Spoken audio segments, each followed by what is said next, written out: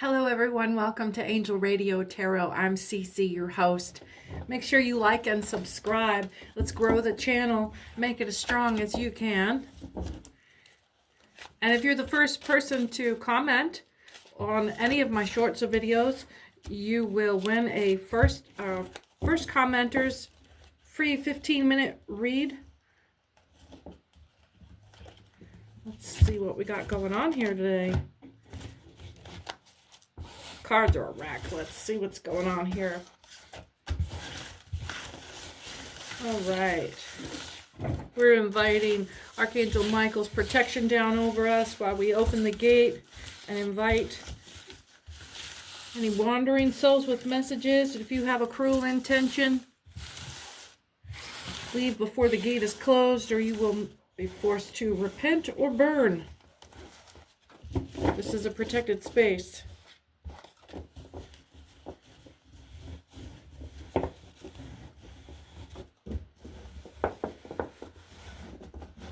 All right, let's see what we have here. I'm so glad you're here.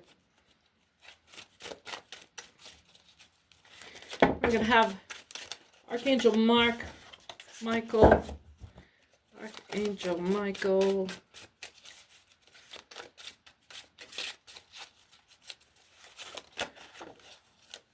Oh, look at this mess we got here. What was on the tip of my tongue was to ask Saint Hildegard of Bingen for her protections as we...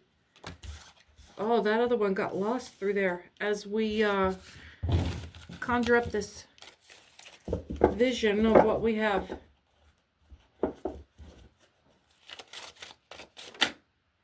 King of Wands.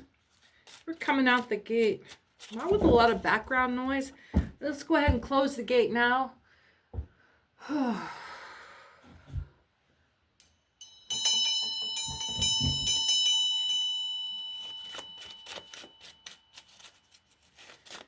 I'm gonna sneeze. Who's here?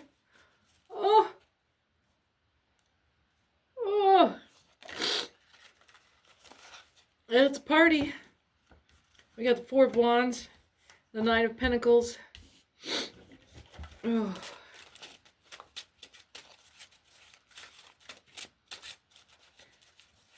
This is a general read for all signs. I typically don't do sign readings unless I get a specific zodiac just come, as part of the intuitive part. Eight of Swords. Let's get two more cards for a nice round read. 8-card read. 10 of Cups. How did you guys get in there like that?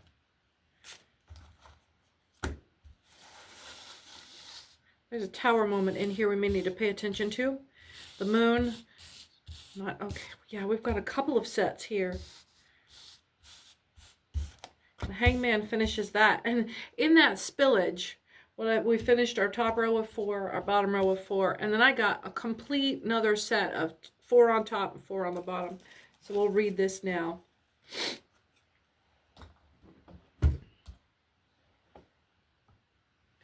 I'm going to pause here and light a couple of candles. One for my Earth Angels, one for my lovers, and one for my Starseed.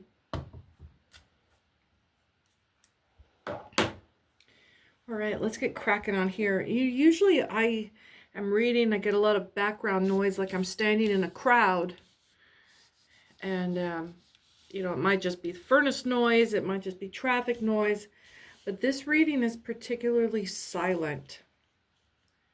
This reading is free of any kind of expression right now. I've been quiet the last couple of days since my last reading for first of the month. I think it came out on the 1st or 2nd. I've got some download messages for you here too. And what am I getting at? I'm going to clear the air here. There seems to be there's a blanket over the sounds.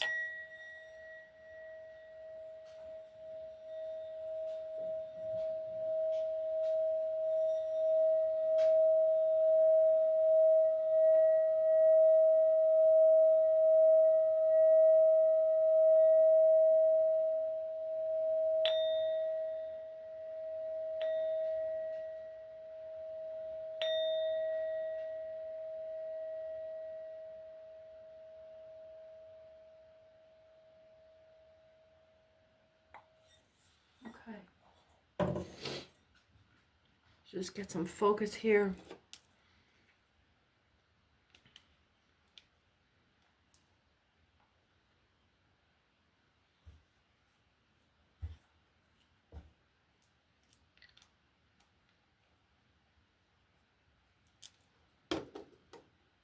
Okay.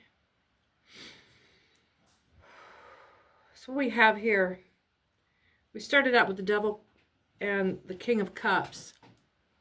Hello, pupper. Come on in. Hi, baby.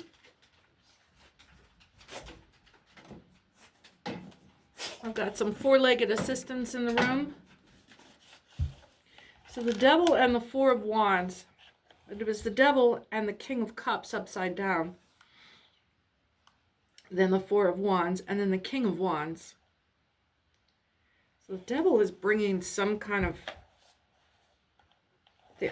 what I'm getting here now is his hand. His hand is up in the air. Like he's making a vow, a promise.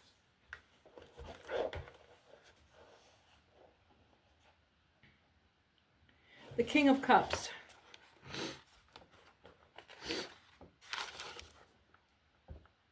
This is a dishonest, devil-dealing man, roguery, exaction, injustice, vice, scandal, pillage, considerable loss, which coming in on with the Devil, this is, I feel like he's just not even going to be subtle about it. The Devil is just going to come right in with a deal or with the dealings. He's going to come right to you. And he's going to come right to you as the bad guy, as the bad boy. Or, yeah, there's a party atmosphere here. I'm getting droogs. I'm getting casual party droogs turning into a crossroads deal. King of Wands.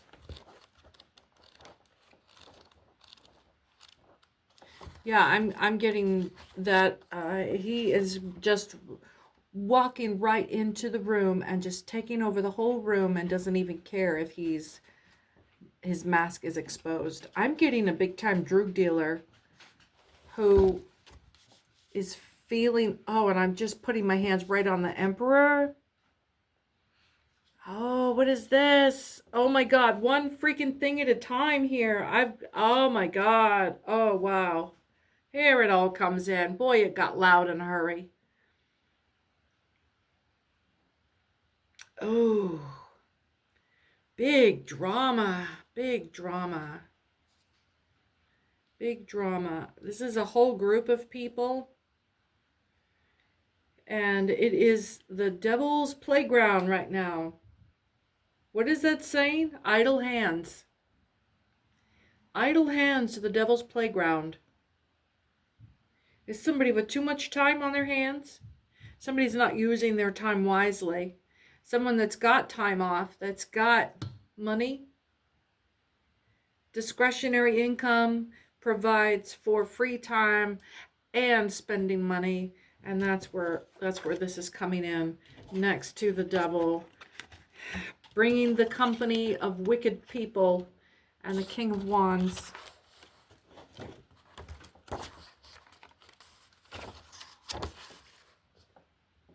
But see, the King of Wands is a friendly man, generally married, honest, conscientious. This is bad company. The card always signifies honesty and may mean news concerning an unexpected heritage to fall in before very long. They are targeting this person because they think that this person just came into money. So you're going to see flying monkeys. This is the Devil's regular crowd. This is how he lures people near him, is that he provides the droogs for the party, tin. And he's comes in as a very charming and has all of the party for you, that whatever you need. Look at this, I'm petting the card. It's a seduction. It's a big seduction.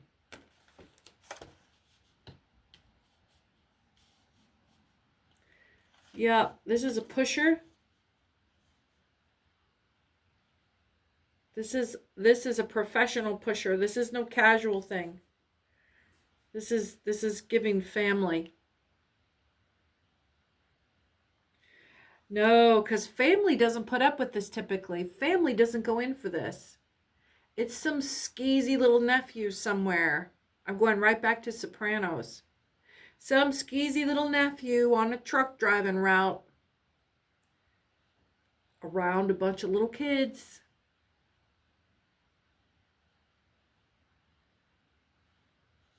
Side deals. Outside of the agreed upon territories or rights to. Somebody is about to get, they got, you know, they're lazy, but they've come across a formula that hooks people. And it is this party atmosphere where he can be sleazy, openly sleazy. But how did our friend here get hooked up with these people? So let's just move to the second row. So we're going to read this like chapters, opening chapters in a book that you're collecting the narrative of your particular characters. So that's one person. Now we're going to move to chapter 2 and meet our next character. 9 of Pentacles.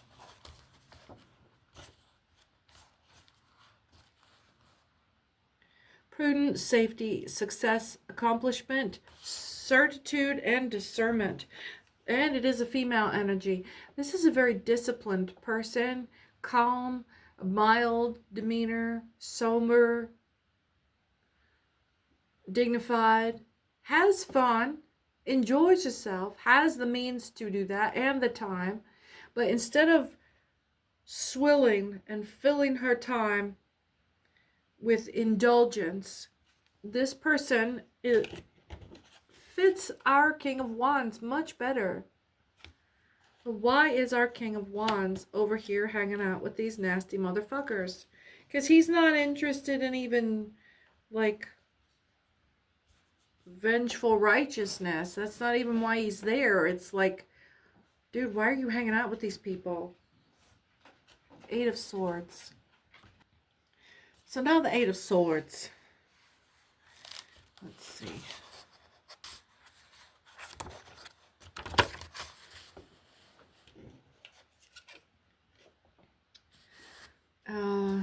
It's bad news for this person.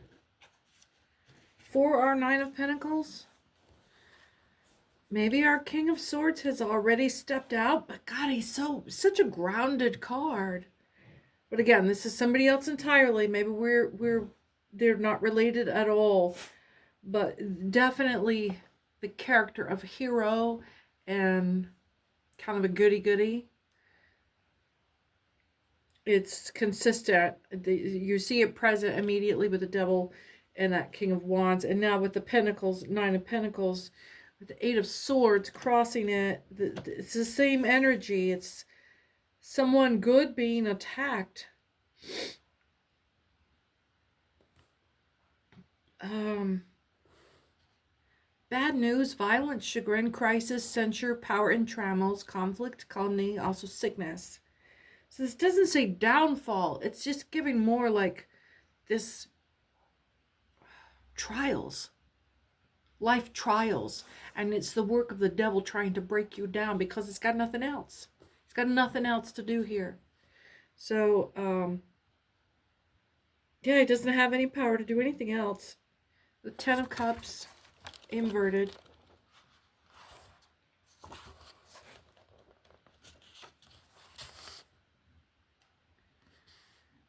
Repose of the false heart, indignation, and again, violence. This is somebody's got physically injured. I just got a vision of in the hospital with a cast. Do people do casts anymore?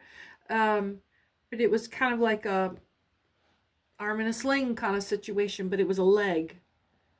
A leg.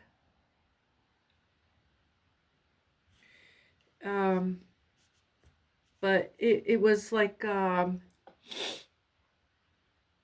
it was giving like car crash injury, because it was all over weird little injuries and one break. So yeah, and the hangman in its upright, so in its full power, this event exposed something that and I'm saying exposed not because of the card, but because it came to an end so quickly. That's what that's giving. Car crash. It's not an actual car crash. This situation came crashing down and came to. I mean, this was a huge coming to a head of something. Maybe this King of Wands stepping out. I really am getting, because this is the same energy. This is like the other half of, or the same person in a different life timeline. So now we're moving on to this other section here. Okay, these are two people or the same person on two timelines. So it's giving like no matter where that person goes in any timeline. Oh my God, it's doing it again. And in the same positions, we've got the Emperor in the corner and the Queen of Pentacles down here. And the Tower moment. Yeah, it's giving the same energy here. So what are the elements? What are the elements? We've got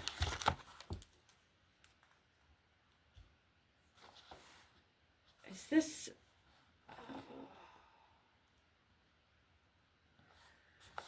it's giving one hero, one purposeful demon attack. Gonna sneeze. Confirmation ×2. What was that? Purposeful attack of wickedness.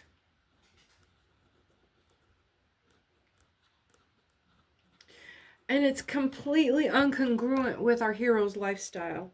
So where this next set here, we're reading the moon, and it's inverted, so it's heavy illusions being given. Again, that jinn, car crash down here screams jinn. The devil being in full repose. Obviously wickedness, but bringing a good time or bringing good is I'm getting like maybe the devil is flipping and trying to warn us. Hi. So yeah, full devil energy straight on, full jinn energy straight on. And here we've got the Emperor, right? Coming in with a huge declaration of love.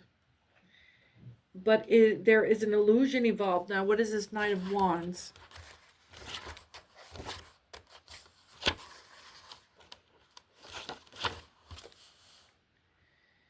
Knight of Wands, upright, departure, absence, flight, emigration, a dark young man, friendly, and a change of residence.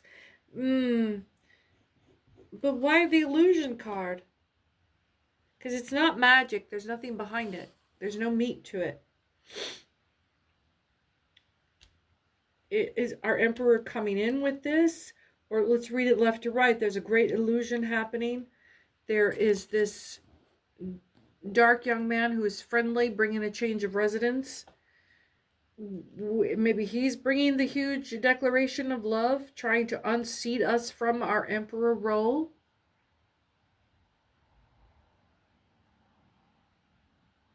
The big impact pow on the Emperor. And then look at this, and then it's like a mirror set.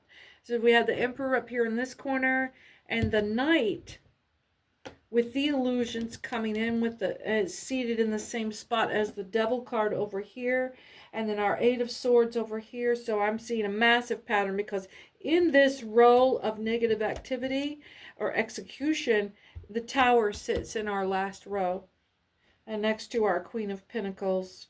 The Fool, more illusion, and then just finally having to put people aside and get to work. But this inverted tower, this is a failed tower moment. All of these are failed attempts. All of these are failed attempts. Boy, somebody is trying to get their message through hard.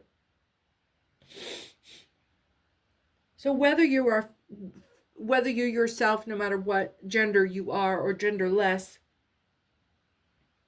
there is a massive, sometimes, oh God, yeah, an absolutely transparent attempt.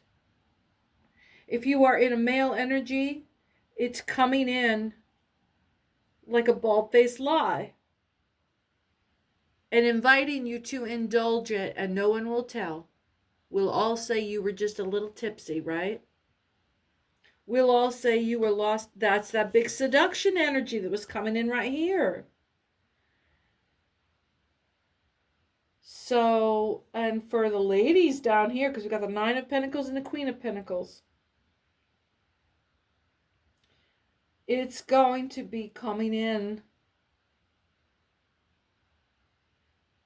like, yeah, see, over here it's more illusion, because we've got the Fool card, but it's not, you're being asked to be a fool, because it's in its upright position, but there's no animosity here other than a potential tower moment. So this Queen of Pentacles is very prudent.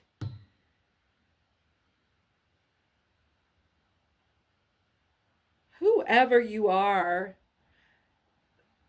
oh yeah, this is you're either being, because we're in Mercury retrograde, right?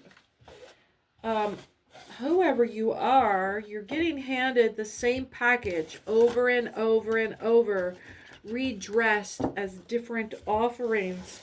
They keep coming back to you with a renegotiation that is just exactly like it was before. They want the weights to come out. They're not exercising any favor to you. They're just rearranging things so everything still comes back out the way it was. There's no advantage here in any way particularly. They're not offering you anything that they haven't offered you before. I'm really getting negotiations. Maybe you're waiting for a friend or a confidant, because there was that element in each one of them. Someone in our trust, someone that we trust, someone that perhaps anyone off the street wouldn't think twice about that being a trustable relationship. Here's the tower moment coming back in. And this is an outright tower moment. So there's confirmation for us. Someone is trying to convince you of something. They're working really hard to sell it too. This is a hard sell. But they're not, they have taken the blinders off. They're not, there was some seduction there. That was the top half energy. The bottom half energy was you seated there, grounded in your private mind, watching this person trying to blow smoke up your ass and dressing it up a little fancier every time, and you're catching on. You're catching. That's what that looks like. And you don't have to go and give away that you caught on. That is your only power when someone's trying to hustle you, is giving away whether or not you caught on.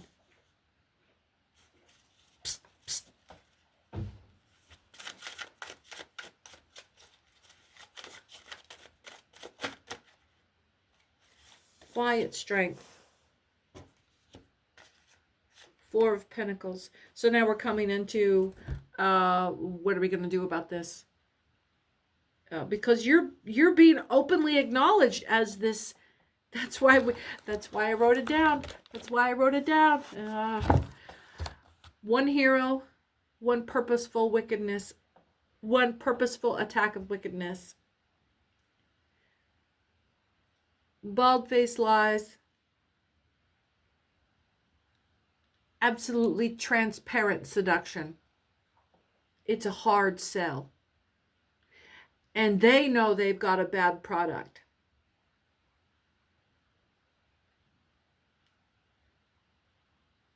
They know they can't move this anywhere else. And they've got to move it. It's hot.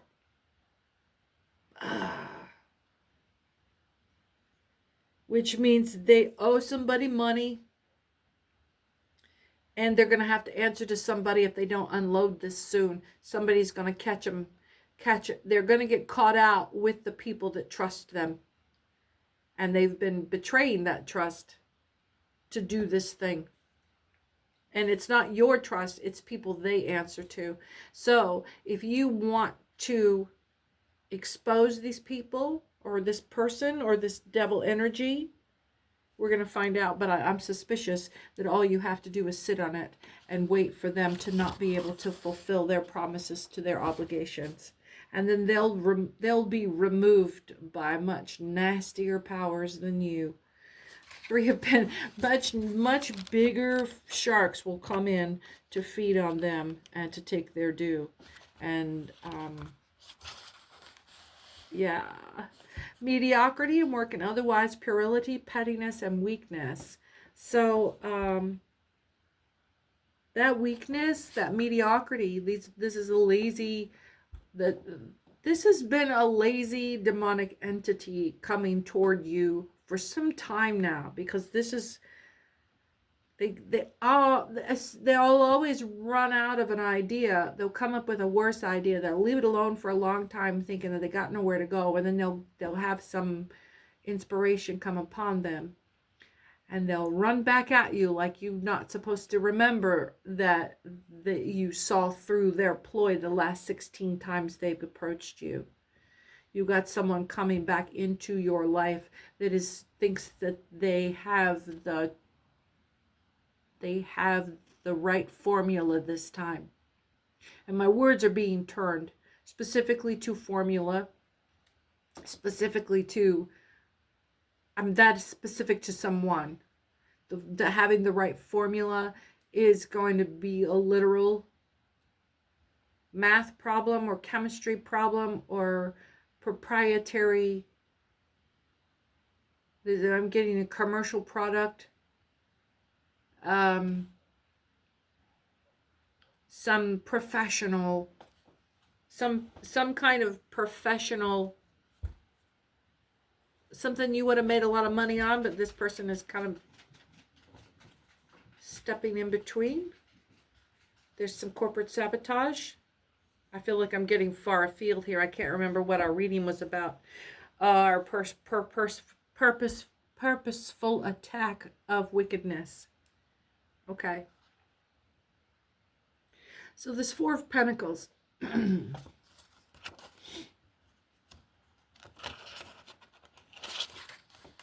And our Queen of Pentacles, you know, she is looking away from all of this interference. But it's so, come back to it, you know, the Three of Pentacles, this Tower moment for sure is going down. Absolutely for sure is going down. It is front and center. Queen of Pentacles is guarding her worth. This is you. And the Three of Pentacles, mediocrity, the laziness, the pettiness. What? I'm supposed to hear something. What? I'm listening for it. Then, of course, the Four of Pentacles down here in its inverse, suspense, delay, and opposition. And then the Strength card. They simply can't convince you. They never will.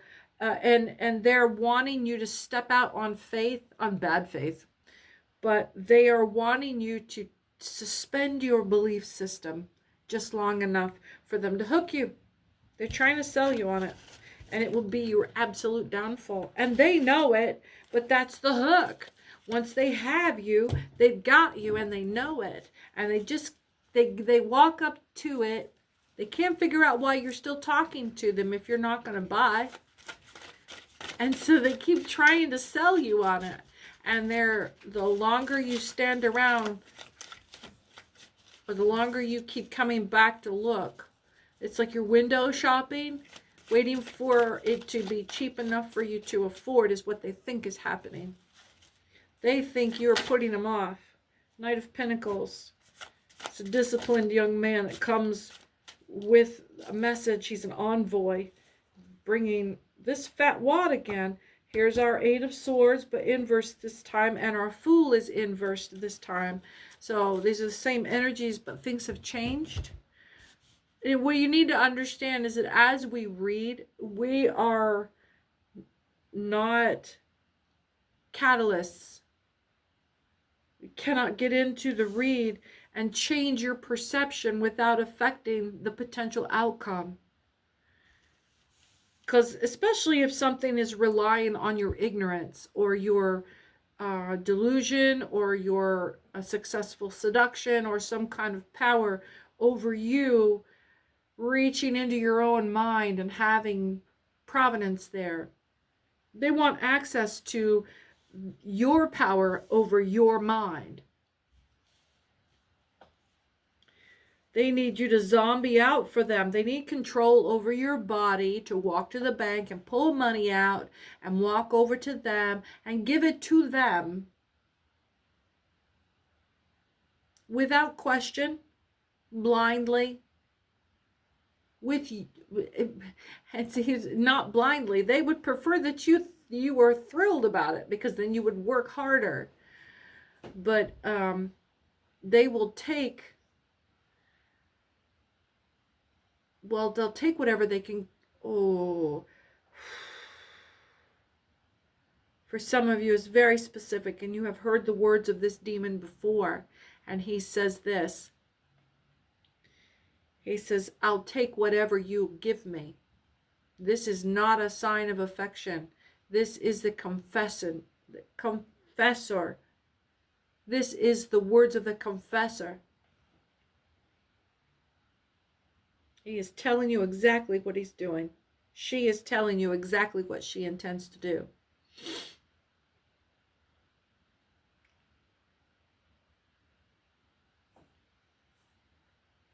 You may go to this person saying, I want this to be a certain way. I want to say I want to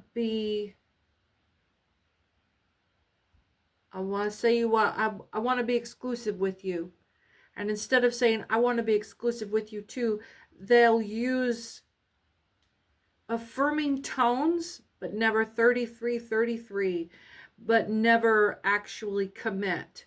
You'll say, I feel like I want to only date you, or only see you, or commit myself to you. And they'll say, I feel the same way. They are not telling you that they intend to mirror your behavior. They are telling you that they think that it's great that you want to dedicate yourself to a relationship with them. They are not joining you in your effort. They are not participating as a mate and a peer.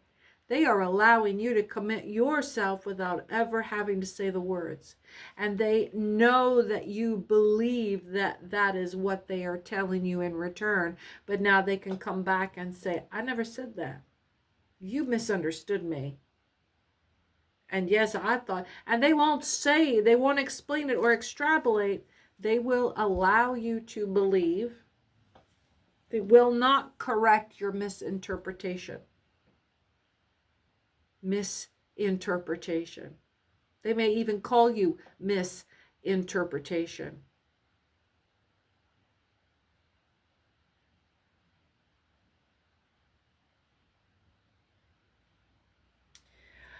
But you are nobody's fool, even though it may even be your very birthday. You are no one's fool. And the Eight of Swords. Oh, you're just like everyone else. You think I'm so easily confused. Again, your power here is to remain quiet in your recognition of bad behavior. Allow them to continue. If they're not directly hurting you, and you can allow them to continue their narcissistic behavior while you maliciously comply,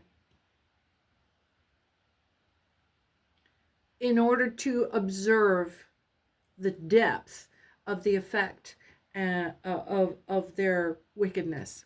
Who else have they talked to? What else has been involved? Just the recognition of that there's a problem is you need to be an investigator for yourself here. And you need to give them the room to lead you to where they broke through the fence.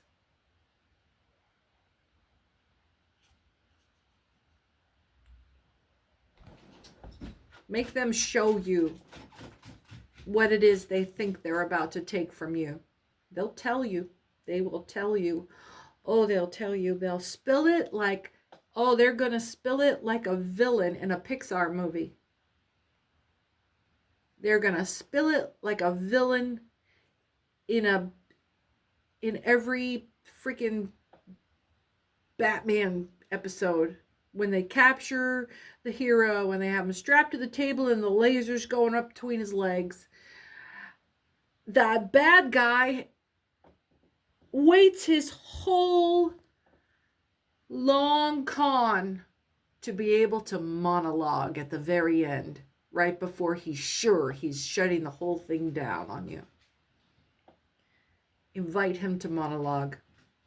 Invite him to monologue. They will tell you everything. They'll tell you where everything is buried. Disquiet, difficulty, opposition, accident, treachery. What is unforeseen and a fatality? This fatality is not literal. This fatality is spiritual. We're talking about an ego death, especially if you're talking about a narcissist. Hello, pumpkin. Confirmation.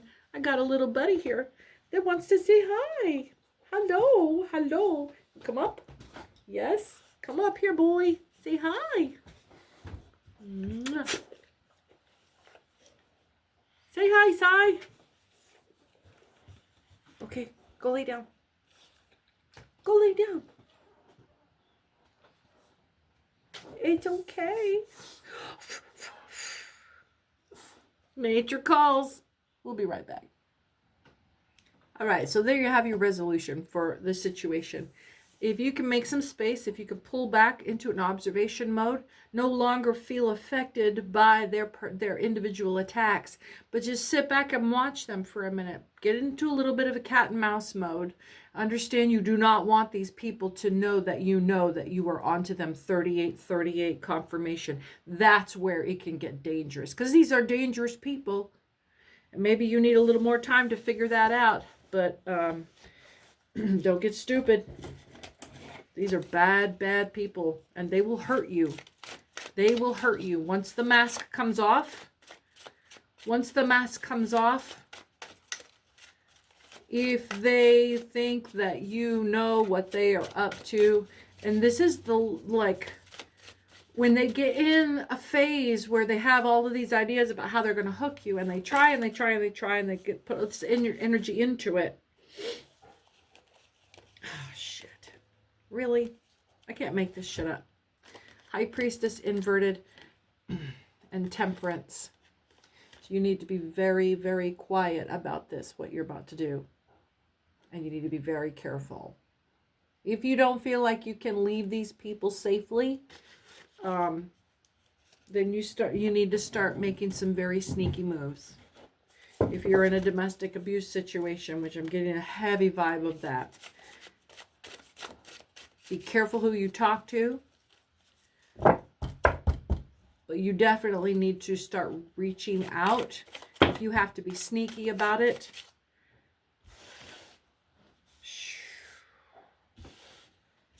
Be careful. But start making some moves. Start making some moves. Use this confusion period of Mercury retrograde as a cloak of chaos for the person you're trying to get away from, for the person that you're trying to extricate yourself from involving in your daily life. And maybe you're in a situation where you can't just cut the cord. You've got to step away very slowly, or you will provoke a side of this person that you can't afford. And then you will be tied with them for a very, very long time. I'm getting violence, bringing in the courts, bringing in, you're looking at least 2 years of involvement. And then this person not able to let you go because they've reached into a place of incarceration, or having to give up something that they didn't want to give up when they started this campaign against you, and then them being consumed with an obsession of getting even. The Wheel of Fortune is turning. 5 of Cups, 2 of Wands, Justice inverted, 4 of Swords, 8 of Pentacles. But we're back at the 3 of Cups. So I don't even have to read all this. Justice is slightly delayed. Oh, and that's what I just said. The Wheel of Fortune, you've got a couple of options here. And if you can turn this back slowly, you can kind of back out of it with this is just like, these are a couple of occasions of failed engagement as you're trying to step back.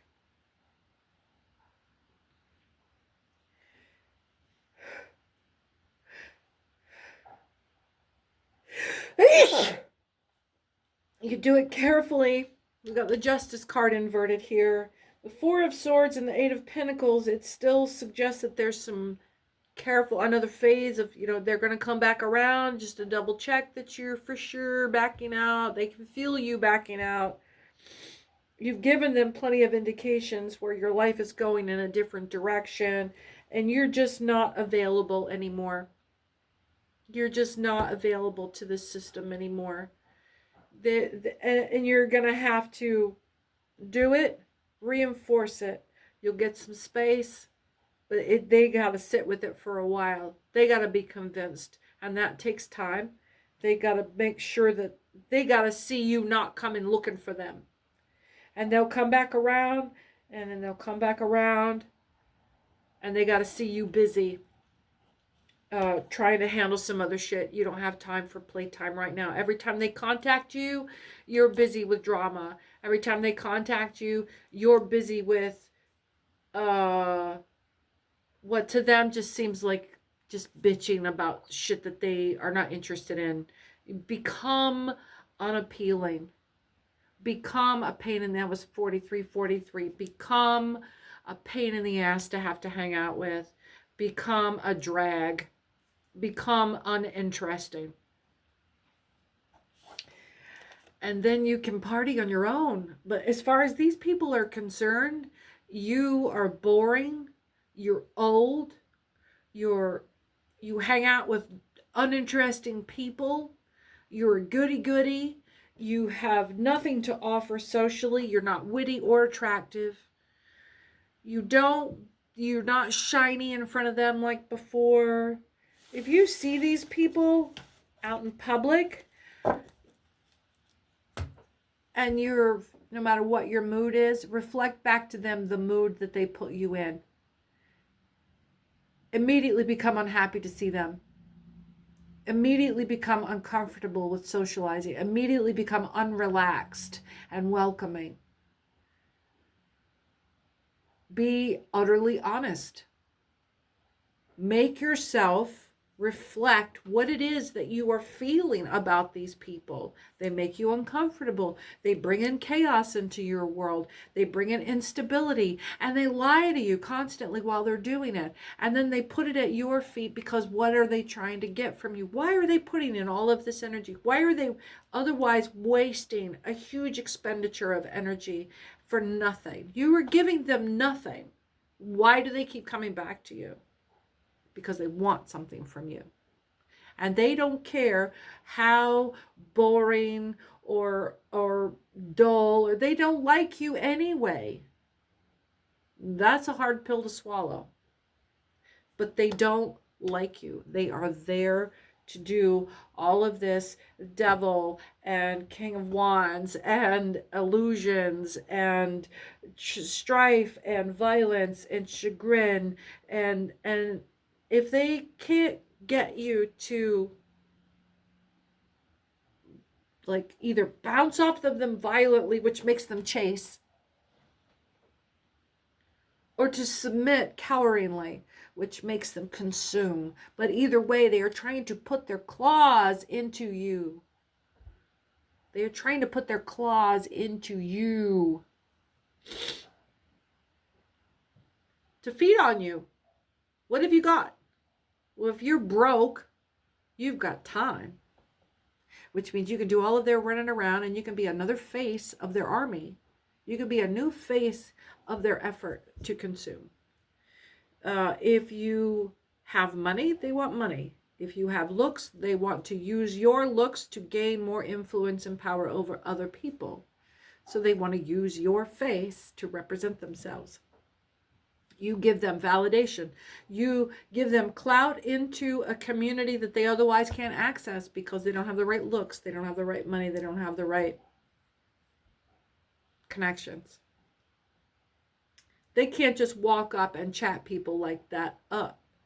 They need to look and sound and have the background and the reputation that you have, but they've already burned theirs.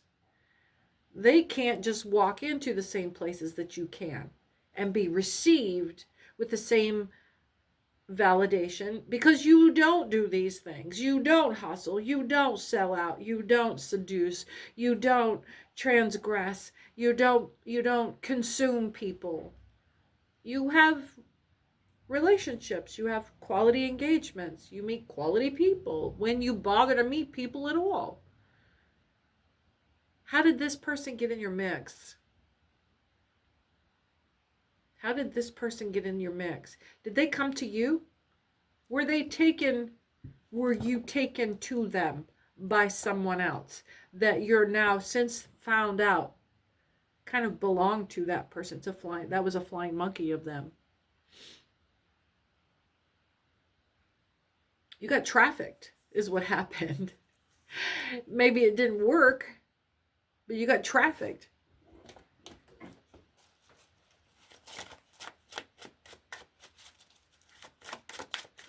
All right.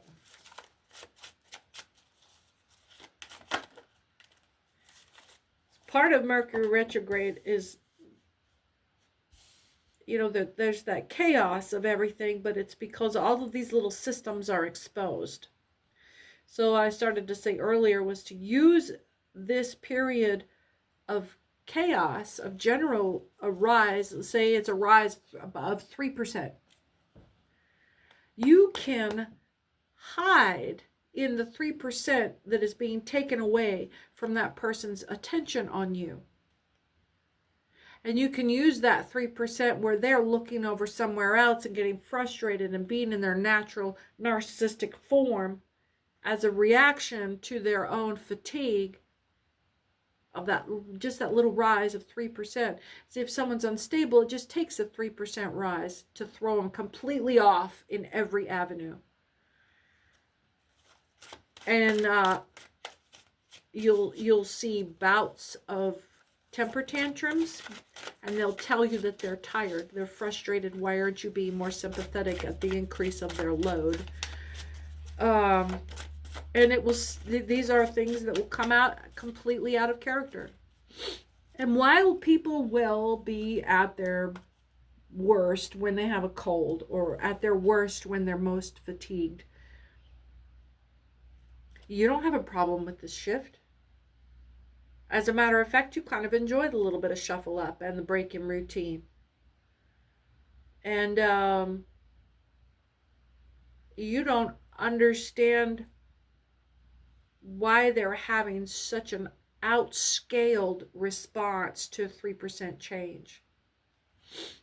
They're just burgeoning on total collapse. It's histrionic. you know, I take histrionic as a different tone as drama. Histrionics is a hysteria. It's a wanting you to indulge their delusions, so they crank it up all the way to 11 and then just blast it at you for as long as they can hold up, which for these people can be a really long time. They're skilled in it. Somehow they're kind of they're conduits for stress. It's different if you're inducing the drama, because then it's like you're playing with a live action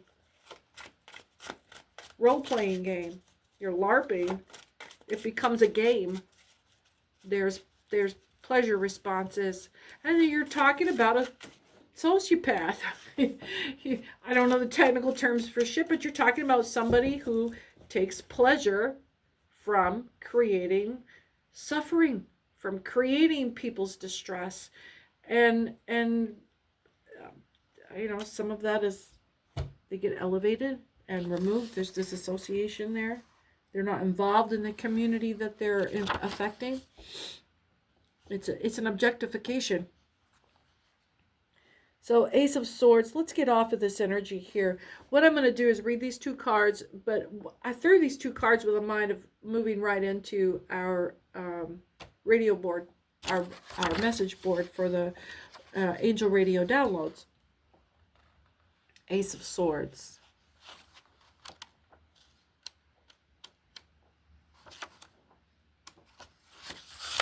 And remember to hit that like and subscribe. Do you guys have any idea what the hype button actually does? I use it, but only because it's just a little bell and whistle. For me, I got to hype somebody. Ooh, I don't really know what it does. If you know what it does, hit me up and be the first commenter. And then, you know, if you guys are going to be the first commenter, make sure you include your question that you want me to read for you. 15-minute personal pre-recorded reading. You send me your question in the comments there, and then I'll reply with you a link for your personal read. Ace of Swords. And that link is a YouTube video link, so it's you know, it's not like I'm sending you away from YouTube to do anything. Ace of Swords.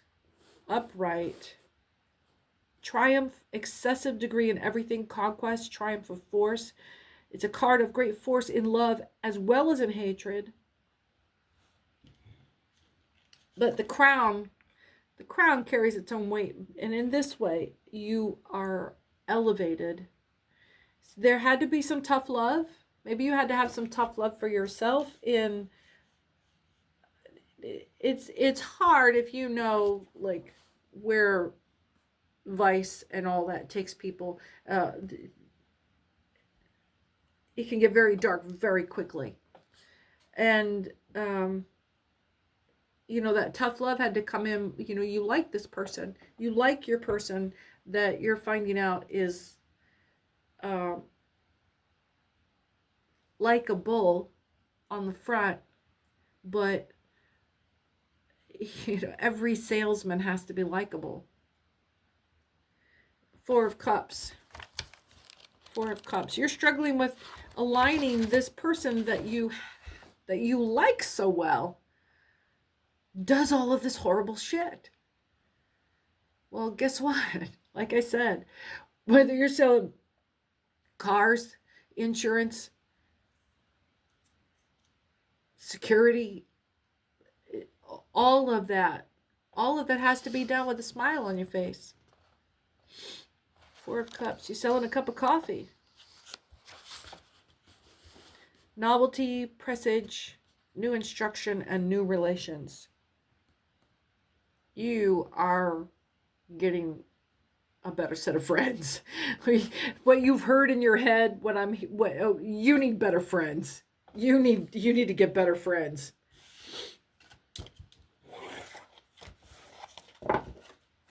I don't think that's going to be a problem for you. You seem to know how to do that. All right.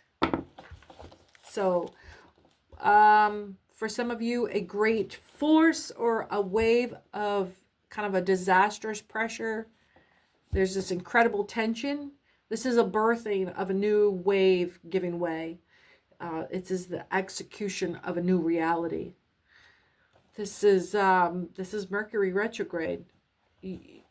The communication, the interpretation, the introduction of new information because you throw blinders off, and then also, if you have an abuser in your life, this is where their communication is going to falter. They're going to choose the wrong tone or the wrong verbiage and give themselves away here.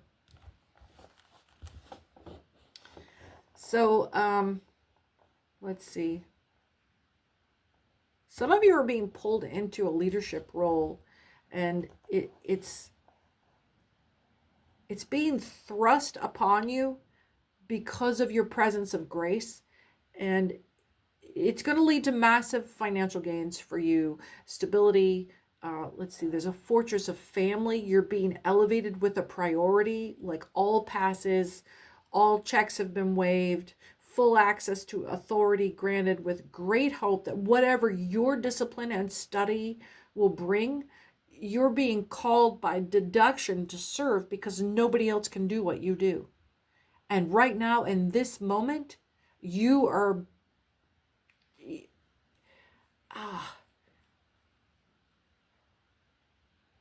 you are being tapped because everything's at a standstill. And nobody else can pull this off. Nobody else can take the weight of it. Nobody else can take the heat if it goes wrong. And this is spiritual world stuff. And you know, it's physical world too. There's a lot of application here for, this isn't just you taking leadership in your spiritual life. There is a massive spiritual conflict happening because you will be compelled to take up this need or this call to serve. Everything around you just went, oh, and there's a huge sense of relief. They don't have any idea what you're going to do, how you're going to do it. They don't care. They have been at their wits' end, just trying to, hoping on a last prayer that they will be able to get you on board, because they're sure that whatever you come up with is going to be something that they would never have thought of on their own. And let's see, there was a terrible fear during the wait that felt endless for them, and their whole future was in the balance. And for them, there's just like, there's no more delays. They've got this huge weight off their chest. Your house is enjoying perfect, joyful abundance right now, just from the sense of relief that you're going to go ahead and help out.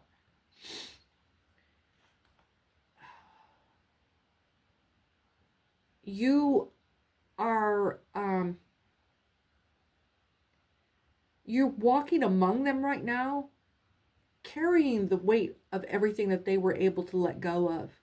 And you while they are celebrating in this great hopefulness that's going to come because you're involved, you're walking among them like the night before a battle, like Neo in a Matrix. They are all sleeping like babies right now, or they will, and you are preparing for the worst, because that's what you've been called to do. You having to step into a role of making something happen. You are going to need to withdraw into silence, or they're going to see you withdrawing into silence and almost into hiding just before the quiet, like it's the quiet before the storm. You're combating the boss level of vice, weakness, ugliness, perversity, corruption, and peril. There's this huge wave of nasty, toxic shit. And your people have not been able to figure out how to keep it, off of them. And that's why you're here. That was our whole read, wasn't it? That was our whole read there. So you're now that you've had a chance to evaluate what the problem is, that you're even here suggests that you have had, or you do have some, you think you can help, you think that this isn't going to be a completely wasted effort. 010101. What you're figuring out, and what you knew before, was that the entire world is what's at stake here. It's what's at risk here is a total and permanent rupture on all levels, a dystopia, a social crash out. There'll be families divided over this, alliances ruptured, the most intimate of bonds will be severed over this. Someone is going to be stupid, and it's going to cost conflict in the extreme. The reaction to normal objection will be devastating. It's a setup. This particular one is a setup. Someone is going to be stupid. This is a warning of this. Someone's going to be stupid, and it's going to cost conflict in the extreme. The reaction to a normal objection will be devastating, and it will be set up as it's a cover-up. It'll be set up to cover up unaliving intent, murderous intent. And you're asking yourself, is this really so predestined? That's why they've come to you, because you don't look like anything they've ever seen. They can't go back to what they've done before. They can't go back to what didn't work. They're desperate. They know you will come in with something completely new, completely unforeseen. We had that in our cards here. Our level of secrecy here is dependent on that they have no clue how we actually feel about shit. And you right now are that secret weapon. Because your own people don't even know how you figure shit out. With your help, they'll win. And of their own power, they just don't know how. And it's enough that you're willing to lead them through this. Now, understand, as soon as you guys hit a little gas under it, their gratitude will fade like that. Just as soon as they're ready to take back the wheel, they will forget that they ever knew you. They will take credit for everything, so do not become attached. This is not why you are going to be justified to be angry when it's done. But if you walk into this understanding that as soon as they get a little bit of traction, they're going to shove you aside and push themselves forward. That's what you want. That's what you want. That is exactly what you want. Expect nothing, not even their cooperation or their following. They are only here because they're desperate. Okay, so some of you are having a big argument about who's supposed to get credit for a concept that literally anyone could have come onto on their own. This isn't jealousy. It's not envy. It's FOMO. Because you're seeing other people get celebrated for your ideas. So, yeah, this is like, hey, that was my idea. No. Don't do that. Don't do that. Because it's already out the gate. And if you have recourse, you're still in it. If you have recourse, go do recourse. If this is a copyright thing, go to court. Go make paper. But don't you dare get caught up in that, hey, that was my idea. That's not good for you. It makes you look like trash. It makes you look like you're chasing flattery, grasping over a betrayal of a trivial idea. It makes you look like you feel shoved aside, that you're taking on rejection that doesn't exist. The rejection only exists in your mind. These people don't even know you exist. They if they knew, but what's the point now? So if you have any legal recourse, or if you have some recourse, go take care of business. But you don't get to sit around and feel butthurt. It's short-sightedness. It's jealousy. It's righteousness. You're feeling vengeance. This is not where you want to live. This is not the place to dwell. So why does it hurt? Why? There's short-sightedness in a shock at an unexpected change. That's all. If you could see this coming, you would already be participating. But no, you would not choose to have someone take your idea for their own. So when it does, it's the suddenness of the change that's so unattractive. You didn't get to pick. Well, you didn't get to pick where somebody turned left on M Street last week either. Shit happens. There are other people in this world. Pick up and keep going. Don't let that stop you. And if they shut you down again, take it somewhere else. Find someplace else to do it. Or let it go as something that you're not able to do. If you're willing to accept that, then knock yourself out. But if you're not willing to if you're not willing to accept it, and it upsets you when someone else comes up with something that you thought of before, that I'm just saying, why didn't you do anything about it? Spirit's going to give that to somebody else to do something with. If that genuinely was yours.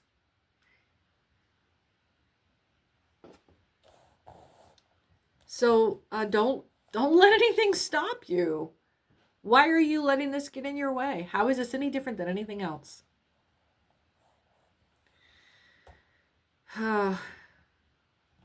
That kind of FOMO stuff is just a strong desire to hold on to more importance than you actually have. You want to be seen and heard. But here's the big takeaway. A blind and a deaf man cannot see or hear you.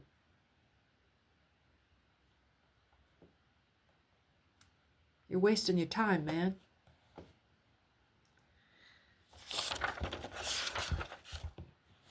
All right. So for some of you, you're struggling with the duplicity of polite society right now. The ploys executed to engage you while protecting the ploys executed are to engage you while protecting themselves from rejection, because they know who they are. It feels dishonest and entrapping because it is. If you have to make polite conversation, it's because the other person knows who they are, knows that you won't like them, or believes that you won't like them, because they know themselves. They have secrets. You know what they are hiding by their avoidances. By what do they talk over? What do they judge you on? What is their vitriol about? What are they avoiding talking about? Socializing becomes taxing because you realize it's designed to prevent you from your goal, which is to get to know someone better. Now, if you're getting to know someone who doesn't want to be known, you're not going to get anywhere. They don't want to be seen. And they don't really want to know you. So all of this polite society, instantly you recognize as rejection. They're afraid. See, they can't stay away from people themselves. but they're afraid to have anybody know who they are. But they can't be alone either. So you get tolerating. And when you pick up on that, you know instantly that this person doesn't really like you or want to know you, and they're forcing themselves to do it. And that feels like rejection to you. So let it be. Let the other person do the work. If you're wrong, let the other person do the work to correct you. To change your opinion of who they are. You don't have to. If you can tolerate to be alone, then you can step back and give people room to, I don't know, feel safer, feel like if they can maybe reach out to you instead of feeling so afraid of what they're experiencing.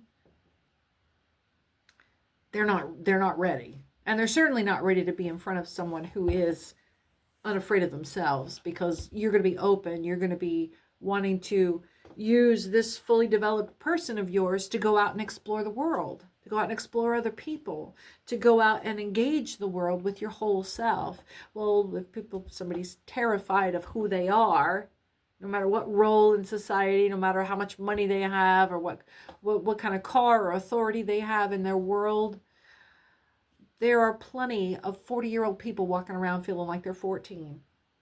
And like the world sees them like they're 14. Okay.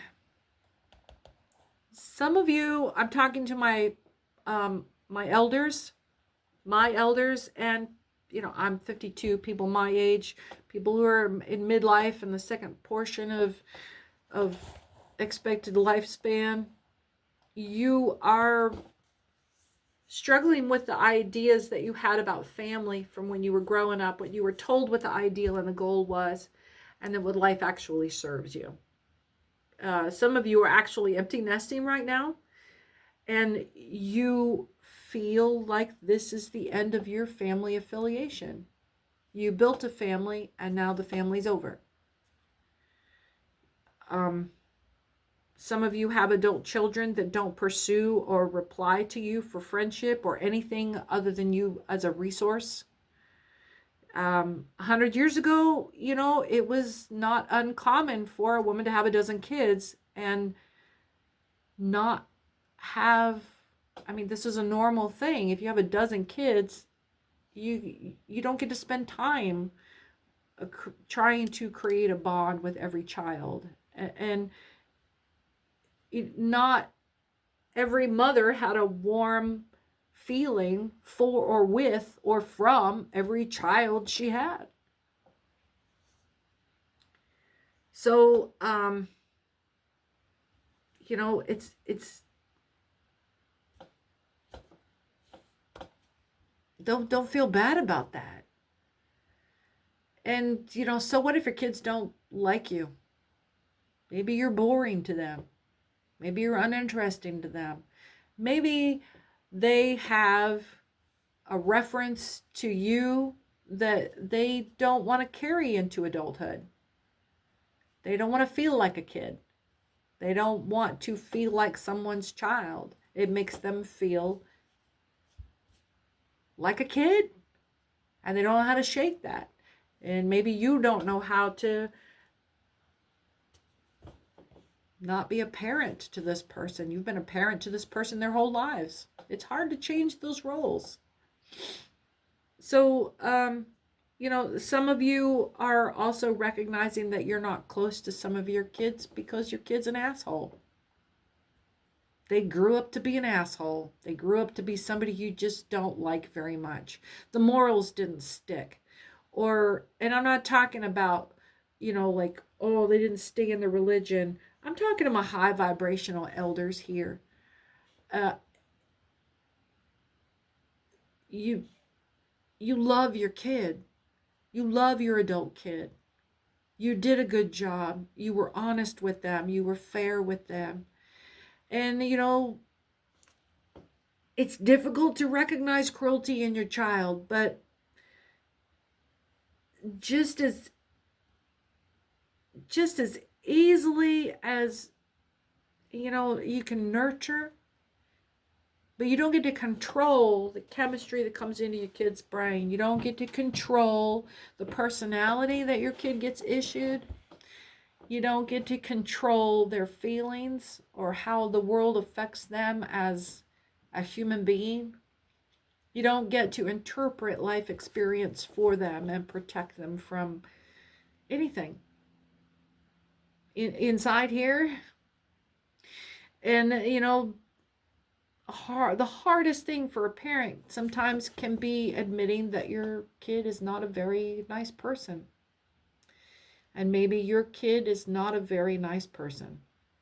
And it's not just about the way they treat you or don't treat you, or maybe they treat you great. Maybe they catch every Mother's Day, every Father's Day, every family holiday. They cherish what they have with you, but they go out into the world and they are toxic. They are not a blessing to anyone's life. They are cruel to the people they say they care about. And you know, not everybody can be a golden child. There are bad people in the world, and it's tough. I'm sorry. I'm sorry for you if you have to look out into the world and see how your child abuses it.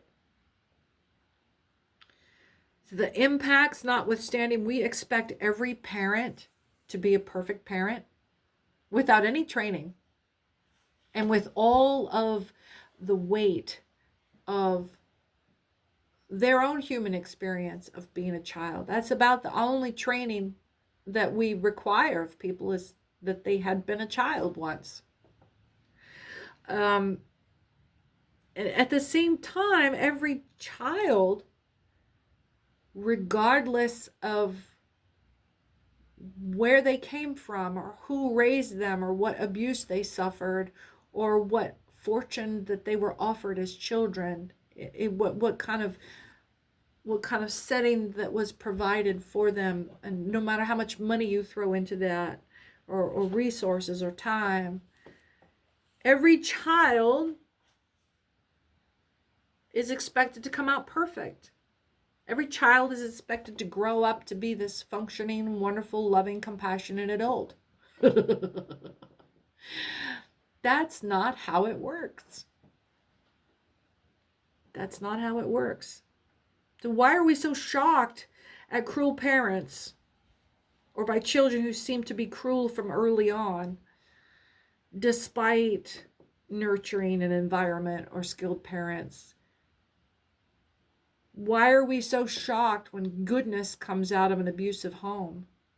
When you have someone who comes from the darkest circumstances, with a life full of tragedy, and yet they can be happy and dwell in grace. There's some things, you know, we put on parents and we put on children, responsibilities that nobody has any control over. All right, so some of you may be experiencing shame baiting for this is like you're having intrusive thoughts, or you're we've been talking lately about having attacks from coven that slips in on your dream cycle, slips in on your unattended thoughts, and is bringing up matters of shame over issues that you had conquered a long time ago, or conquered with a surety. And this isn't your self-doubt. This is them trying to drive their own self-doubt directed at you with their hatred and their vitriol, which is such a powerful motor behind sending influence over people's feelings. The great hate and great hatred is so much more powerful than great love. When you're wanting to do wickedness, that's just such a, love always wins. But man, hate is so powerful, so strong, so much energy behind it. This shame projection onto you You know, it's a good reminder of your wins. You know that these things have been put to bed. You know that you know how you feel about these things. You know where you were righteous, where you were willing, where you fought it out. You wear the scars like ribbons. These are things that you were proud that you went through, that maybe society would judge on a different name or blame you for. That just they don't get it. So every time you get attacked like this, where you have these bouts of you're more wrapped in the grief of that it had to happen at all. You don't feel any shame about it. And if you can remind yourself that these are wins, and yes, this is coming from bad energy, from somebody else making bad wishes, thinking awful things about me, it lifts the shadow, because it's not coming out of you. It's not something you have to correct. This is something that somebody else has a problem with. And they only have a problem with it because they don't get to have my W about it. If I could let you have that, boy, buddy, take it. I will let you have the win. You can have the win. You can have all of it. No, be mindful of the change up in the attack strategy. Their energy over this long period of trying to find a way, tapping on every little angle to try to get a reaction from you, to get you to move.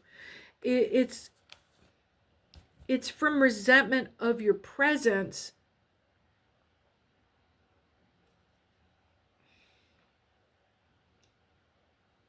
They are moved by a resentment from your presence, but then they're also outraged by your choice to vacate, because they were being unkind, because they were backbiting.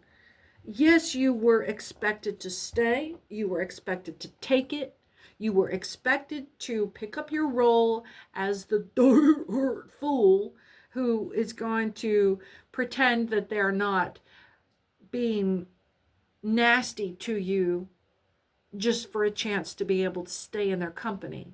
They think you're that desperate. They think they need that person there to shit on. So here's what happens.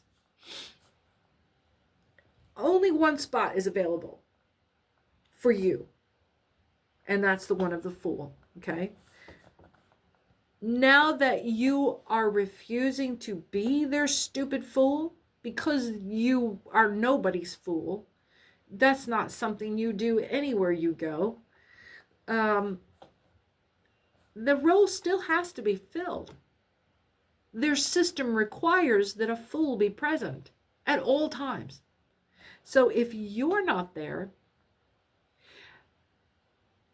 see, you've been with them long enough to know they don't have anybody else coming up the pipeline to do this on. It's all them. They're solid.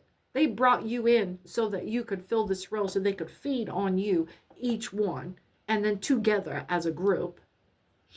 And as soon as you saw them do this to try to angrily push you into that role, you left.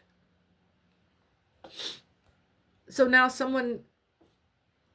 they're all looking at each other, because they all know that somebody's got to be the butt of the joke. And when you go into social settings, and like bars will literally close because all you did was show up and not pick up a role. Because what happens is, the social system, it inverts, and it's sort of like a pair of cold nuts just sucks up into itself, and they take turns trying to figure. It becomes henpecking, trying to figure out who's going to be the fool, who's going to be on the bottom of the pile, who's going to be the one we get to beat up on. And when they have to feed from one of their own group, the system collapses. It absolutely collapses because they're no longer playing together with a common enemy. They start backbiting on themselves. They no longer have a good time with each other in their company. You're always the first to actually be the fool and not know you're supposed to play along. These systems go on for a long while until they lose a fool or they don't have anybody new come in that will take up the bottom bitch role. That's what it is. It's a bottom bitch. Dave Chappelle has a wonderful explanation about what a bottom bitch is. I suggest you look it up. The system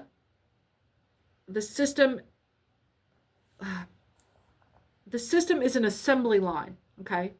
It's an assembly line of shit delivery. And if you're not at the end with your mouth at the end of the conveyor belt with all of these little workers lined up, oh, there's a little, I'm going to put my little piece of shit in there too. And they're all sticking their pile of shit on there so you can have a taste of each one. Well, what happens is there's no receptacle at the bottom. So it piles up. It piles up. And then it backs up. And then the conveyor belt buckles. And then parts start flying off. And then cogs start flying. And the spring goes pulling. And then there's a whole pile. There's a great big smoke and cacophony. And just a whole big blast of noise and smoke. And when the smoke settles, it's this great big pile of cogs and conveyor belt pieces and sheet metal and piles of wreckage.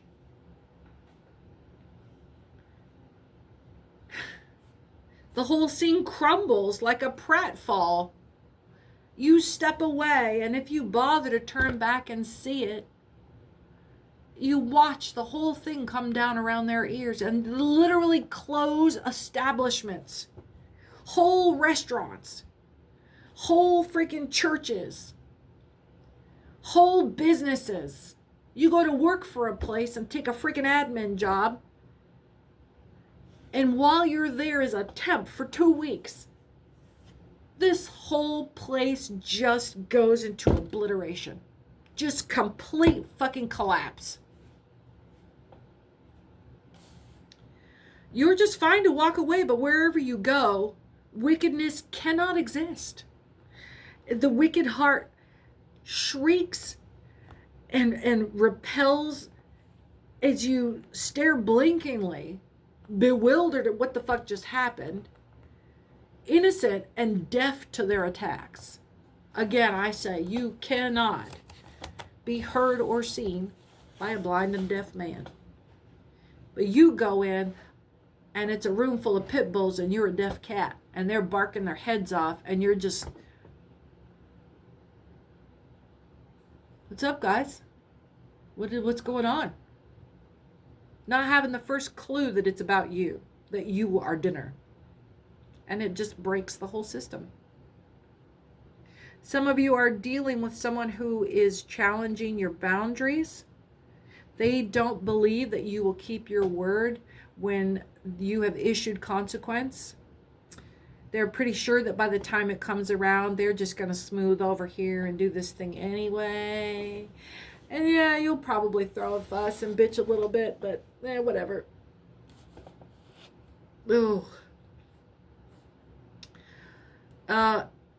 It's easy now for you to accept zero disrespect. It used to be difficult. You used to rail, if I could just get them to understand. If I could just get them to understand that they're hurting me. If I could just make them see, they'd stop. No, they don't give a fuck. They don't give a fuck. So,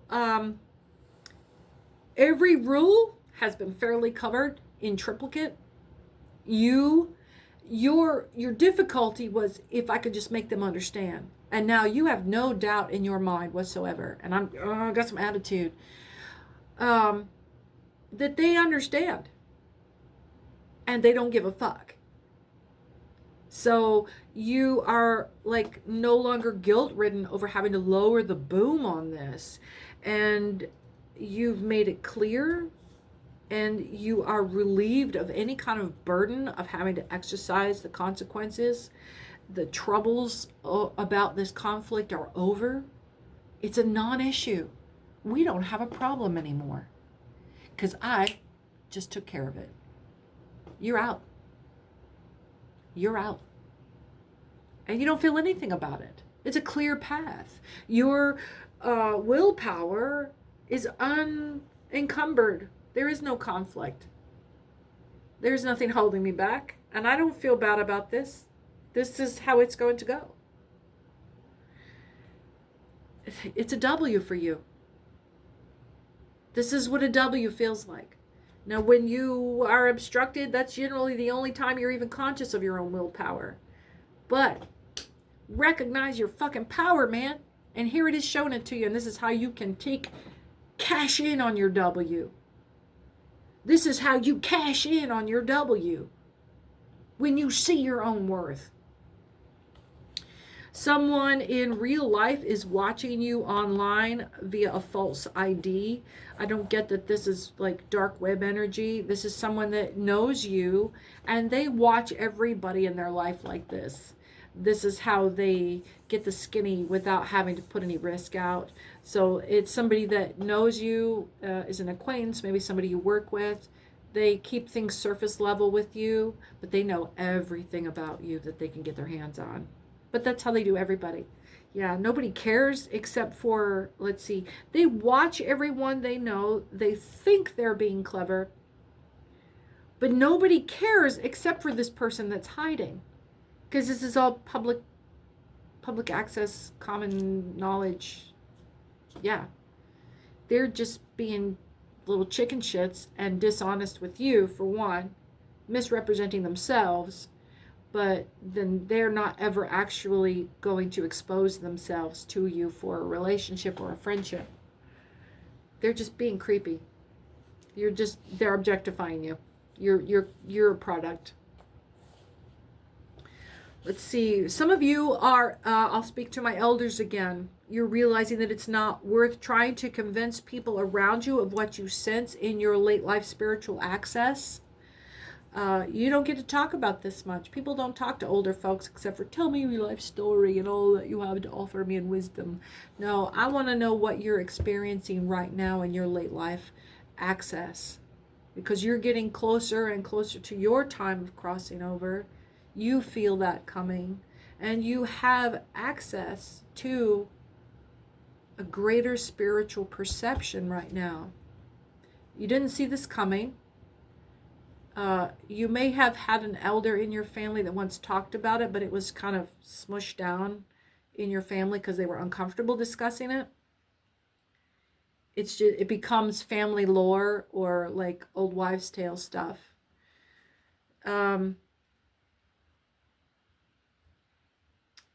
Let's see. So I had a note here about downloads are this instead. But I need more clarity there. Some of you are talking in this increased access. You're realizing a need for concealing what you're observing. Concealing yourself in the spirit world because you're able to walk in both places right now.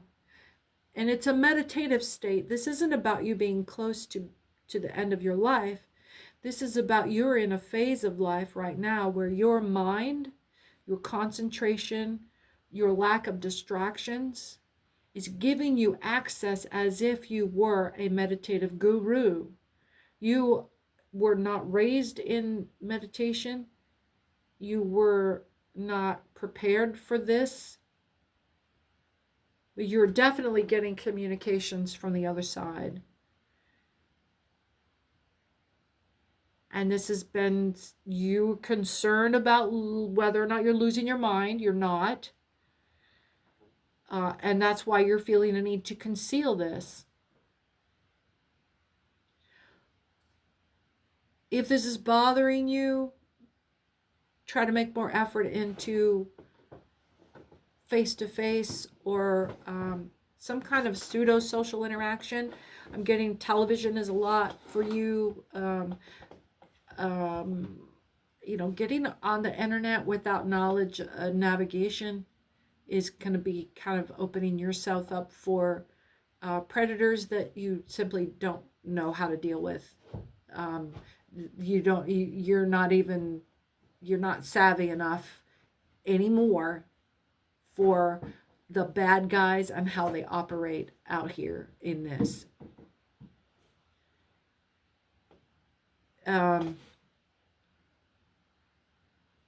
Yeah, but you're here on YouTube, so you're being advised to use some caution about directly engaging people. If you have any doubt as an elder of how scammable you are, or you've seen some things online about some older folks who get confused and start sending their money to Nigerian princes, that kind of thing, you're being advised to keep your communications one way. If you're going to be online as an elder, you're being advised to keep your experience one direction. Do you really need to be interacting with anybody on email? Okay, so don't talk to anybody on email that you don't know. You are accustomed to not picking up the potential spam calls. Same thing. You've known about email spams. You know you're not supposed to open emails from people that you don't know. This is like opening your front door to people that are strangers. You don't do it. Talk to them through the window, but don't open the door. So if you open an email, same thing as opening a door. If you receive communication from anybody that you didn't ask for, that's opening a door. That's opening your front door to somebody walking in off the sidewalk. You can do this. You're out here already. You're already out here watching. You keep that communication one direction. And I mean, what I'm saying is when you pick up your phone and you scroll through and you find something to do, it should be you reaching out, looking at a TV or reading a news article. It should never be you talking directly with a stranger.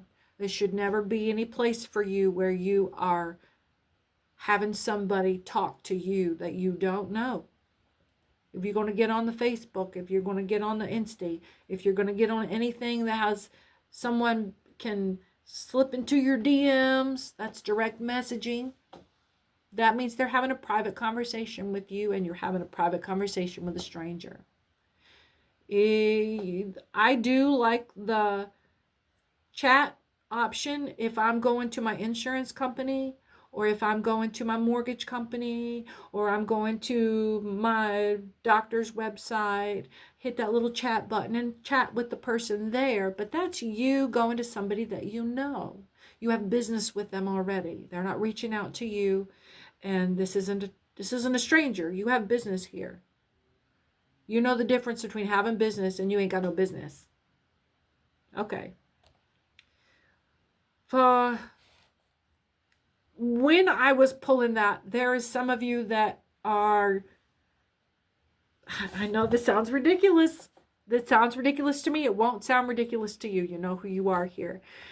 There's a need for Pig Latin. There's Ed, Nay, Orphe, Eg Latin Pay. Some of you, your pursuers are simple-minded. And they're demon spirits. So they don't understand Pig Latin. And yeah, that's what I'm getting is like, I'm going to say this as I was recommended. Eamon's Day, Ant K, under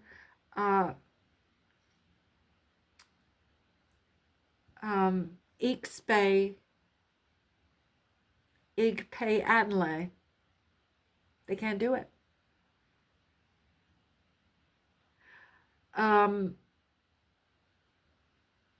So it begged the question, can pigs speak pig Latin? And this goes across a couple of pew pew Star Troopers. And yes, some pigs can speak pig Latin. And if you're out there on the street and you're participating in civic organizations, it's a perfect tool for sussing out a human from a demon. Because a pig that laughs at pig Latin has a sense of humor. That's a spark of humanity. So yeah, that's how you can tell if there's a human spark from a demon spark. Demons operate in dark humor, sarcasm. Someone has to be the butt of the joke. Someone has to be sacrificed. Someone has to be suffering for a demon to laugh at it.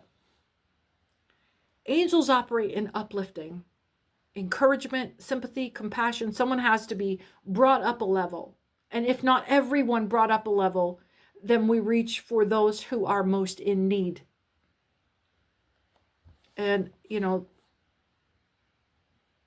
preferably everyone, but the lowest first, if not, and hopefully it benefits everyone. All right.